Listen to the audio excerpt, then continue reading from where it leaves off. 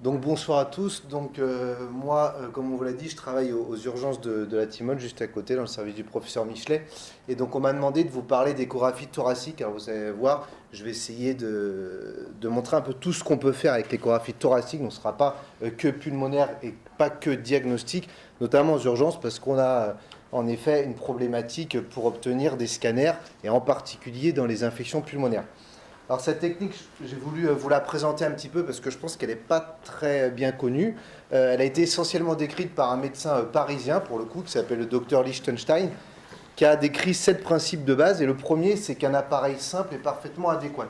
Ça, c'est important, c'est-à-dire que vous n'avez pas besoin de grosses machines échographiques très performantes avec un travail de l'image. Des appareils, plus l'appareil est simple, mieux ça marche. Et on le voit sur des appareils ultra portables maintenant qui font la taille de nos portables, de nos iPhones, etc. On a des qualités qui sont quasi meilleures en échographie pleuropulmonaire que sur des grosses machines. Autre principe, le thorax, c'est un lieu, vous le savez, où il y a essentiellement de l'air et puis un peu d'eau selon les pathologies. Et donc c'est pour ça que ça a longtemps été mis de côté, puisque c'est une échographie très particulière. On ne va pas visualiser l'organe comme on pourrait voir le cœur ou le foie, etc. Là, vous allez voir, c'est essentiellement basé sur l'analyse des artefacts. Donc c'est très particulier comme échographie. Par contre, avantage, le poumon, c'est un organe très volumineux, donc on a des coupes qui sont très facilement accessibles.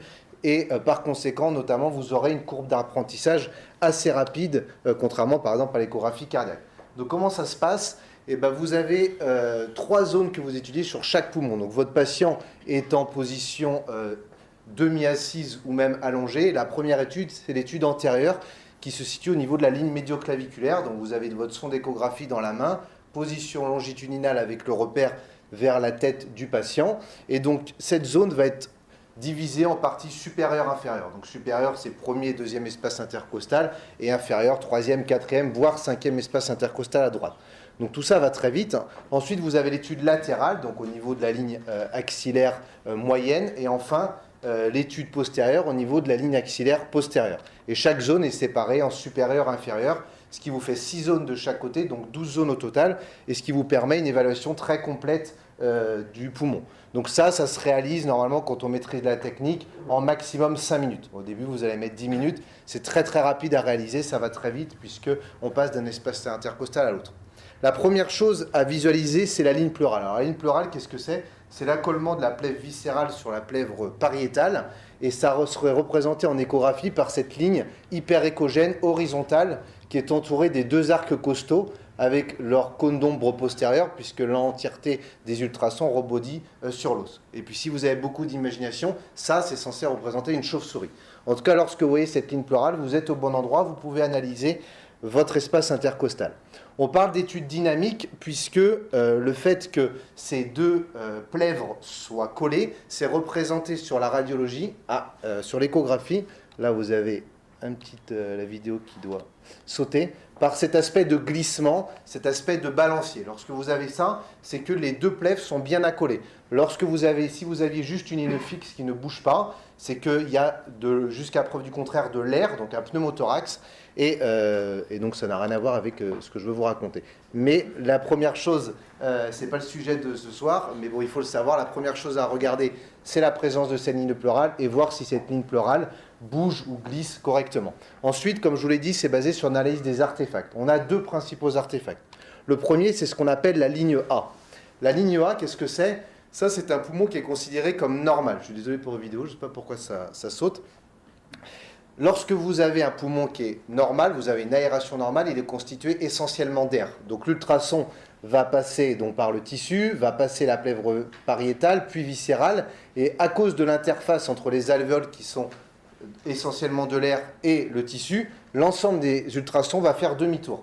Ce qui fait qu'en dessous, votre ligne pleurale, c'est ce qu'on appelle l'espace de Merlin, c'est un espace inexistant. Donc du coup, mais la machine échographique, à cause des artefacts, va créer une image, et ça va donner ce que vous avez ici, et vous allez voir ces lignes ici, qui horizontales, hyper échogènes, qui sont juste les répétitions, des échos de répétition de votre ligne pleurale. Donc là, si vous avez ça sur l'entièreté de votre poumon, on parle de profil A, c'est une aération normale, c'est un poumon qui est échographiquement normal. Ensuite, vous avez ce genre d'image, c'est le deuxième artefact, c'est ce qu'on appelle les lignes B. Donc ce sont des lignes hyper échogènes, mais cette fois-ci verticales, qui partent de votre ligne pleurale qui est tout en haut, qui vont jusqu'en bas de votre écran et qui sont synchrones du glissement pleural. Alors dans quelle situation on a ça? Donc on a vu jusque-là le poumon normal qui est essentiellement constitué d'air. Et bien, lors de certaines pathologies, vous allez avoir un petit peu d'eau, un petit peu de fibrose, et à ce moment-là, les ultrasons vont pouvoir passer au niveau des septa interalvéolaires qui sont un peu épaissis, mais le problème c'est qu'ils vont être piégés dans ces septa interalvéolaires, et donc ils vont renvoyer en permanence des informations à la machine qui va avoir l'impression qu'il y a plusieurs profondeurs. Et ça va vous créer une ligne verticale qu'on appelle ligne B. Donc lorsque vous avez ça, c'est que vous avez un poumon qui contient toujours de l'air, mais avec associé un petit peu d'eau ou un petit peu de fibrose. On va y revenir sur les pathologies. Enfin, vous avez vu, c'est une étude très superficielle, l'échographie pleuropulmonaire. On a un dogme qui dit que la quasi-totalité des désordres thoraciques aigus atteignent la paroi, donc on part du principe qu'on peut faire tous les diagnostics grâce à l'échographie pleuropulmonaire. Cependant, il s'agit essentiellement de diagnostics de syndrome sémiologique, un peu comme le scanner. Vous ne pourrez pas faire de l'échographie pleuropulmonaire en disant c'est un OAP, c'est une pneumonie. Il va falloir ajouter le contexte clinique, évidemment, et l'anamnèse. Et donc, il y a 4 groupes pathologiques, en tout cas, que vous allez pouvoir déterminer suite à votre échographie pleuropulmonaire. Donc, vous avez le pneumothorax et l'épanchement pleural, mais évidemment, je ne vais pas vous en parler ce soir. Mais par contre, je vais vous parler des 2 derniers qui me semblent importants. Et le premier, c'est le syndrome de consolidation alvéolaire. Donc, lorsque vous avez ça, vous avez en effet une pneumonie jusqu'à preuve du contraire. Là, cette fois-ci, on est dans un poumon où l'aération, où vous n'avez plus aucune aération. C'est essentiellement de la fibrose. Et dans ce cas-là, les ultrasons vont pouvoir passer dans le parenchyme pulmonaire. Et le parenchyme pulmonaire va pouvoir être visualisé. C'est ce qu'on va voir ici. Alors, on va y rapidement parce que ça va bugger. Hop là. On a vu le parenchyme pulmonaire et on parle d'hépatisation parce qu'en fait, il va apparaître avec une échogénicité qui est similaire à celle du foie. Et donc, en fait, vous allez voir le parenchyme pulmonaire, alors que vous avez vu que jusque-là, on ne voyait pas le parenchyme pulmonaire. Donc, quand vous voyez ça, eh bien, vous êtes en présence d'une pneumonie jusqu'à preuve du contraire.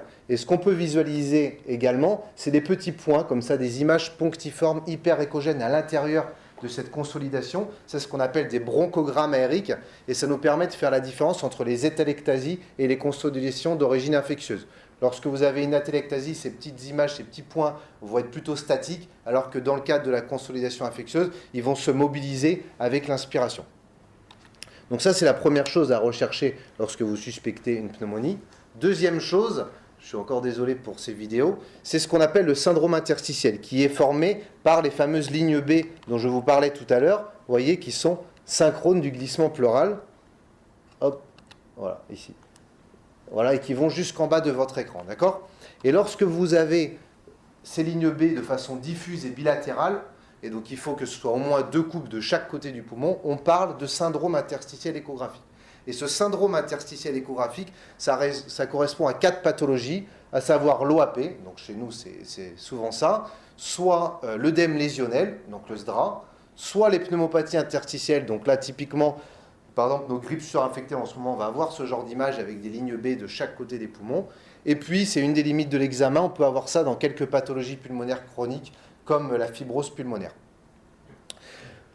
Donc du coup, pour le diagnostic, voilà, vous avez ces 3 façons de faire, le syndrome de consolidation, le syndrome interstitiel, ou alors la présence de ligne B, mais seulement sur un poumon, ce qu'on appelle un profil AB, et dans ce cas-là, vous pouvez faire le diagnostic de pneumonie, évidemment, toujours associé à votre clinique. Donc ça, il y a beaucoup d'études qui montrent qu'au niveau diagnostic, ça marche, ça c'est une étude Princeps, donc 80 patients en réa, 42% de pneumonie, là on voit en terre-plein l'air sous la courbe de l'échographie pleuropulmonaire seule, versus en gris, la clinique, la radio et la biologie. Donc c'est sûr que dans des, comme on l'a vu, les limites de la radiologie, en réanimation c'est pareil, l'échographie ça marche très bien. Revue de la littérature un peu plus récente, 25 études, dont 14 sur la pneumonie. On voit ici, pareil, une aire sous la courbe pour la pneumonie, pour l'échographie pleuropulmonaire, qui est quand même satisfaisante. Enfin, une dernière étude qui est assez récente aussi, mais qui s'est intéressée uniquement aux pneumonies aiguës communautaires. Donc 17 études, plus de 5000 patients. Et ben, l'échographie pleuropulmonaire, ça marche très bien, aux urgences en tout cas, pour le diagnostic de pneumonie. Seulement, vous pouvez avoir ce genre aussi d'études, et ça c'est intéressant de le présenter, ça c'est des études qui ont été faites uniquement en réanimation, et donc vous pouvez voir là les aires sous la courbe pour la pneumonie. En pointillé, vous avez l'échographie pleuropulmonaire seule, versus en gras l'échographie pleuropulmonaire associée à l'échographie cardiaque. Parce que si vous voyez une consolidation, il n'y a pas de souci. Si vous voyez un profil AB, donc juste des lignes B d'un côté, il n'y a pas de souci, c'est probablement une pneumonie. Si vous avez ce syndrome interstitiel, il va falloir faire la différence avec l'étiologie cardiaque. Et ça, pour ça, il va falloir faire de l'échographie cardiaque. Donc, je ne vais pas rentrer évidemment dans les détails, ça c'est plus complexe. Mais dans ces domaines, donc c'est ce qui rencontre beaucoup en réanimation, il va falloir compléter votre examen par l'échographie cardiaque pour mettre de côté l'étiologie cardiaque ou la composante cardiaque associée à votre infection. Donc on associe régulièrement l'échographie cardiaque à notre échographie pleuropulmonaire. Donc en termes de diagnostic, comme je vous ai dit, si on schématise un petit peu, vous pouvez avoir ce profil B de façon unilatérale, on parle de profil AB, le syndrome de consolidation alvéolaire et le profil B bilatéral, donc le syndrome interstitiel. Mais attention, dans ce cas-là, vous devez compléter votre examen pour une échographie cardiaque pour éliminer la composante cardiaque. Alors là, je vous ai parlé de diagnostic, je vous ai dit que j'essayais de balayer un peu toute l'utilité qu'on pouvait faire de l'échographie thoracique dans le cadre des pneumonies. Ça, c'est une étude qui a été faite chez nous aux urgences, où on a pris l'ensemble des patients qui se présentaient pour une dyspnée, donc toutes les dyspnées confondues. On leur a fait de l'échographie pleuropulmonaire telle que je vous ai décrit avec les 12 zones. Et puis, en fait, on a quantifié, on a mis un score d'échographie pleuropulmonaire. Donc là, vous aviez un profil de type normal, donc A, qui faisait 0 points. Là, vous aviez un petit peu de ligne B, 1 point. Là, vous aviez énormément de ligne B, quasi fusionnelle, 2 points. Et puis là, vous avez le stade extrême qui était l'épanchement pleural ou la consolidation. Et puis ensuite, les patients étaient dichotomisés en deux parties, c'est-à-dire les patients qu'on considérait comme très graves, donc ceux qui finissaient en réa, qui avaient besoin de soins en soins continus, et puis ceux qui décédaient pendant l'hospitalisation, et puis tout le reste des patients. Et lorsque vous preniez l'ensemble des paramètres, ça c'était une étude qui a été faite dès l'entrée aux urgences. Ils passaient à peine l'infirmière d'accueil, tout de suite on leur faisait une écho et puis tout un tas de mesures. Et bien vous voyez qu'il n'y a que le score pulmonaire, en tout cas en études multivariées, qui ressort positif. Donc 130 patients, enfin 140 patients, dont 31% de pneumonie. Donc ça paraît logique, mais c'est un des messages qui est important. Lorsque vous avez énormément de lignes B, que ça touche vraiment tout le poumon, une énorme consolidation, votre patient est grave jusqu'à preuve du contraire. En tout cas, il va s'aggraver très rapidement, même si cliniquement, il vous paraît plutôt rassurant. Et donc nous, ça nous permet aussi de les diriger et de les trier correctement. Autre intérêt, alors ça vous concerne beaucoup moins en infectiologie, mais peut-être s'il y avait des urgentistes dans la salle, on se sert aussi de l'échothérapeutique, ça c'est pour les patients un peu plus graves, qui sont en choc septique. Et donc vous savez que lorsque votre patient est hypotendu, dans le cadre d'un sepsis, on va vouloir obtenir un objectif de PAM à 65. Et pour ça, il va falloir soit faire une expansion volémique, soit avoir recours à des amines telles que la noradrénaline. Et là, du coup, il va falloir avoir recours à la réanimation. On joue plus du tout dans la même cour. Et donc, toute la difficulté est de savoir quand est-ce qu'on s'arrête, quand est-ce qu'on appelle la réa, quand est-ce qu'il y a besoin d'un support aminique. Et pour ça, et ça c'est très important parce que vous savez que si on remplit trop nos malades, on va avoir des conséquences à distance, même si sur le moment on a l'impression d'avoir bien fait. Et pour ça, on va utiliser des critères dynamiques pour voir si notre remplissage est efficace, ce qu'on appelle pour cibler les patients qu'on dit précharge dépendants. Et les patients en ventilation spontanée, ils sont vraiment très difficiles à évaluer, beaucoup plus compliqués que les patients qui sont intubés.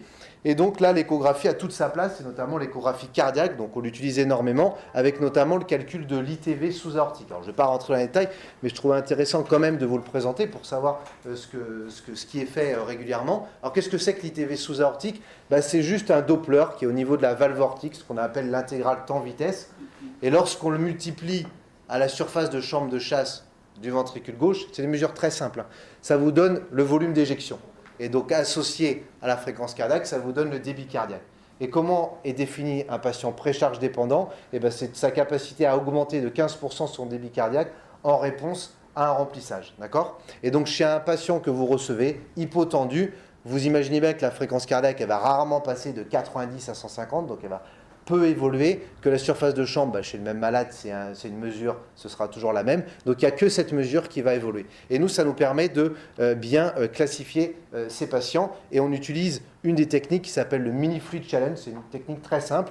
Vous imaginez que vous recevez un patient hypotendu, vous calculez cet ITV, qui est par exemple à 9, vous le remplissez de 100 cc seulement, donc ça peut se faire à la seringue. S'il augmente de plus de 10%, vous pouvez continuer à le remplir. vous pouvez de nouveau l'évaluer. S'il augmente de plus de 10%, vous pouvez remplir. Par contre, lorsqu'il se stabilise, attention, là, il a besoin d'un support aminique si la tension n'est toujours pas avec l'objectif que vous étiez fixé. Donc voilà, ça c'est encore une autre façon d'utiliser l'échographie aux urgences dans le cadre du sepsis. Ça vous concerne un peu moins, mais je pense qu'il était intéressant aussi de vous en parler. Enfin, dernière chose, pour vous dire que vraiment on peut utiliser l'échographie dans bien des domaines, c'est dans le monitoring. Alors ça a été, j'ai pas trouvé beaucoup de papiers dessus, je connais que celui-là qui est un peu vieux. Alors ça concerne pas trop, ça vous concerne pas non plus beaucoup, puisque ça c'est les pneumopathies aiguës qui ont été acquises sous ventilation mécanique. Et en fait, le but de cette étude, ça a été d'évaluer l'aération pulmonaire. Donc ils ont comparé le scanner, qui a pu calculer, ils ont des scores d'aération, versus l'échographie, avec un peu le score que je vous ai décrit. Et donc ils ont fait ce score d'aération à J0 et à J7 après mise en place d'antibiothérapie. Et ce qu'on peut voir, c'est qu'il y a une bonne corrélation entre l'échographie pleuropulmonaire et le scanner. Donc c'est la question qui peut se poser pour les pneumonies. Ça n'a pas été encore décrit, mais est-ce qu'on ne peut pas monitorer nos patients au bout de quelques jours pour voir l'efficacité de notre traitement, notamment antibiotique? Ça se fait très très bien pour les décompensations cardiaques. Maintenant, la question se pose sur les pneumonies et ça peut faire appel à de futures études. Donc voilà ce que j'avais à vous dire. Pour moi, 4 grandes utilités de l'échographie thoracique dans le cadre de la pneumonie. En termes de diagnostic, comme je vous l'ai dit, avec essentiellement l'échographie pleuropulmonaire, le syndrome de consolidation, le profil AB et le syndrome interstitiel. En termes de thérapeutique, le calcul du TV en échographie cardiaque. Et pour le pronostic et le monitoring, le score pulmonaire. Merci. Est-ce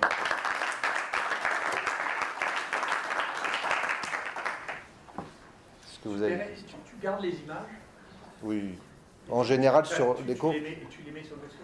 Non, on n'a pas de possibilité de stocker, puisque c'était posé la question de mettre aussi sur un logiciel comme Centricity, mais il y a trop de données. A priori, c'est pas possible. C'est un peu ce qui manque après, c'est l'image. On ne peut pas faire de vrais comptes rendus, on le décrit, mais il n'y a pas d'image. Merci. Alors...